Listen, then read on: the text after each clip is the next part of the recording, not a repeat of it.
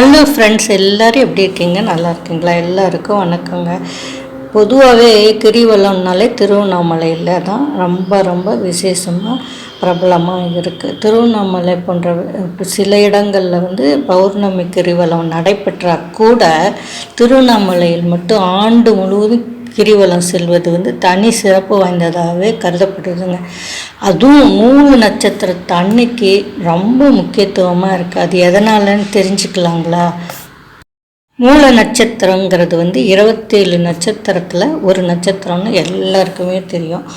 இந்த நட்சத்திரங்கள் ஒவ்வொன்றுக்கும் ஒரு தனி குணம் இருக்குது. அதன்படி பார்க்கும்போது மூல நட்சத்திரத்திற்கு நாணம், கல்வி, அறிவு போன்றவற்றை வெளிப்படுத்தும் தன்மை இருக்குது. அதே நிலைமையில் ஆன்மீகம், அரசியல் போன்றவற்றில் அது மிக உயர்ந்த அந்தஸ்தை கொடுக்கக்கூடியதாகவும் இருக்குதுங்க. அதற்கு உதாரணமாக பார்த்திங்கன்னா, மூல நட்சத்திரத்தை ஜென்ம நட்சத்திரமாக கொண்டது கல்வி கடவுள் சரஸ்வதிங்க, அப்புறம் அனுமன்க, திருஞான சம்பந்தர், இப்படிலாம் சொல்லிகிட்டே போகலாம். சரிங்களா? அதனால தான் மூல நட்சத்திரம் ரொம்ப சிறப்பு வாய்ந்ததாக இருக்குது. அதனுடைய முக்கியத்துவம் என்னன்னு பார்த்திங்கன்னா, சதுரகிரி மலை, அப்புறம் திருவண்ணாமலை, ஜவ்வாது மலை, சுருளி மலை, திருக்குற்றால மலை போன்ற மலைகளில் மட்டுமே சில மூலிகைலாம் வளருங்க. அது அந்த மாதிரி மூலிகை நிறையா இருக்கிற இடமெல்லாம் இந்த இடங்கள்லாம் இருக்குங்க. அதில் குத்துச்செடின்னு அழைக்கப்படுற மூலிகை அற்புதமான மூலிகைன்னு சொல்லலாம். சரிங்களா? அது ஏன் அவ்வளோ அற்புதமாக அப்படின்னு சொன்னிங்கன்னா, அந்த அபூர்வ சக்தி வாய்ந்த அந்த குத்துச்செடியை மூல நட்சத்திரத்து அன்னைக்கு மட்டும்தான் பூமிக்குள்ளேருந்து வெளியே வரும் தன்மை கொண்டதாங்க.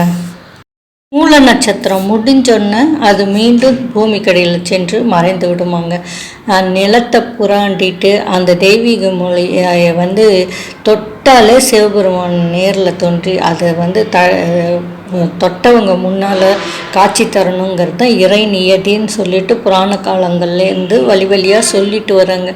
அத்தகைய நிலத்தை புரண்டி அந்த மூலிகை செடிக்கு மூலமாக இருப்ப மூல நட்சத்திரத்தை மட்டுமே தோன்றதுனால அந்த குத்துச்செடி மூலிகையை நிலம் புரண்டி என்னும் கூறுது உண்டுங்க. அந்த அன்னைக்கு மூல நட்சத்திரத்தை அன்னைக்கு போய் கிரிவலம் செய்யும் பொழுது அந்த இதையும் தொட்டுட்டு வணங்கும் போது சிவபெருமானோட இறை அருள் உங்களுக்கு முழுக்க கிடைக்குங்க. அதனால தாங்க அந்த மூல நட்சத்திரத்தை அன்னைக்கு திருவண்ணாமலையில் கிரிவலம் செல்வது மிகவும் சிறப்பு வாய்ந்ததாகவே கருதப்படுது. அந்த டைமில் பாருங்கள், சித்தர்கள் அந்த மாதிரியெல்லாம் வந்துடுவாங்கன்னு சொல்கிறாங்க, தவறாமல் வந்துடுவாங்கன்னு சொல்கிறாங்க. அன்னைக்கு கிரிவலம் செல்லும் பொழுது சித்தர்களுடைய அருளும் அண்ணாமலையார் அருளும் கிடைக்குங்க. அதனால் அந்த குத்துச்செடியின் மகிமையாலும் கிரிவலம் செல்வர் வாழ்வில் மகத்தான சாதனையை படைக்க முடியும் அப்படின்னு சொல்லி எல்லாரும் கூறுறாங்க. அன்னைக்கு அதை போயிட்டு வரும்போது நல்ல வளர்ச்சி கிடைக்கும், வாழ்க்கையில் மேலான நிலைக்கு செல்ல முடியும் அப்படின்னு சொல்கிறாங்க. அதனால் இந்த மூல நட்சத்திர கிரிவலம் மிகவும் சிறப்பு வாய்ந்ததாகவே கருதப்படுதுங்க. முடிஞ்சவங்க மூல நட்சத்திரத்தன்னைக்கு போயிட்டு சித்தர்களுடைய அருளையும் பெற்றுட்டு அண்ணாமலையார் அருளையும் பெற்றுட்டு வாங்கலேன். பொதுவாக பார்த்திங்கன்னா, மூல நட்சத்திரத்தில் பிறந்தவர்களுக்கு கடவுள் நம்பிக்கை அதிகமாக இருக்குங்க. கோயில் திருப்பணிகளுக்கு முன்னின்று உதவி செய்வாங்க. கம்பீரமான தோற்றத்தோடு யாரையுமே அப்படியே கவர்ற மாதிரி இருப்பாங்க. அவங்களுக்கு யார்கிட்டையும் பேச்சு சாமர்த்தியம் கொண்டு அவங்கள எதிரிகளை கூட வசப்படுத்த ஆற்றல் கொண்டவர்களாக இருப்பாங்க. அதனால் மூல நட்சத்திரத்தில் பிறந்தவர்கள் சாதனை படைப்பவர்களாகவும் இருப்பாங்க. சரிங்களா? எல்லோருக்கும் தெரியாது இன்னொரு ரகசியம் என்னென்னா, மூல நட்சத்திரத்தினத்தன்று ஒரு தங்க காசு வாங்கினீங்கன்னா 3 தங்க காசு வாங்கும் யோகம் கிடைக்கும்னு அகஸ்திய முனிவரே சொல்லியிருக்காரு. அதனால் அந்த மாதிரி சிறப்பு வாய்ந்த மூல நட்சத்திரத்தன்னைக்கு நம்ம கிரிவலம் போய் அந்த அருளை பெற்றுட்டு வரும்போது அது ரொம்ப அதிகமான அருளாக கிடைக்க போகுது இல்லையா? அதனால் நீங்கள் போய் முக்கியமாக போயிட்டு வாங்க முடிஞ்சவங்க. கிரிவலம் வர்றதுனால என்ன பயன்கள்னு பார்த்திங்கன்னா, திருவண்ணாமலை கிரிவலம் வருபவர்களின் காலடி தூசி ஒருவரது உடலில் பட்டாலே அவரை பிடித்த தோஷங்கள் அனைத்தும் நீங்கிவிடுன்றது அருணாச்சல புராணத்தில் கூறப்பட்டுள்ளதுங்க. திருவண்ணாமலையில் கிரிவலம் வர வேண்டும் என்று சொன்னாலே பிரம்மத்தை தோஷம் தீர்ந்து விடுங்க. அடுத்தது பார்த்திங்கன்னா, திருவண்ணாமலையில் கிரிவலத்திற்காக நீங்கள் ஒரு அடி எடுத்து வைத்தாலே போதுங்க, யாகம் செய்த பலன்களுக்கெல்லாம் கிடைக்க போகுதுன்னு சொல்கிறாங்க. 2வது அடி எடுத்துக்கும்போது ராஜ பதவியை பெறக்கூடிய யாகம் செய்த பலன் கிடைக்கும். 3வது அடி எடுத்து வைக்கும்போது தானம் செய்த பலன் கிடைக்கும்னு சொல்கிறாங்க.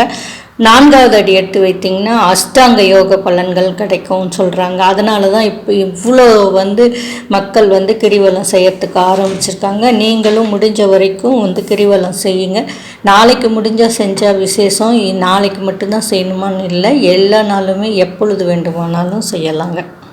பொதுவாகவே கிரிவலம் அப்படின்னாலே திருவண்ணாமலை கிரிவலத்தை தாங்க குறிக்கும். அந்த அளவுக்கு திருவண்ணாமலையில் பௌர்ணமி தினத்தன்று கிரிவலம் செய்வது சிறப்பானது தான். பௌர்ணமி அன்னைக்கு மலையை சுற்றி வர்றதுனால என்ன கிடைக்கும்னா, மனதிற்கு அமைதியும் உடலுக்கு ஆரோக்கியமும் கிடைக்கும். கூட்டமாக பாடலை பாடிக்கொண்டே போவாங்க. அப்போது ஆன்ம பலமும் தேக பலமும் கிடைக்கும்.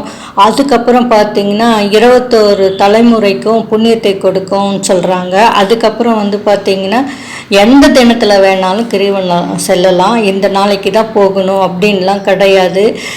முக்கியமாக பார்த்திங்கன்னா திருவண்ணாமலையில் கிரிவலம் இரவில் கூட நடந்து போவாங்க. எந்த வழிப்பறை கொள்ளையும் நடந்ததாக சரித்திரத்தில் சொல்லலைங்க இது வரைக்கும்.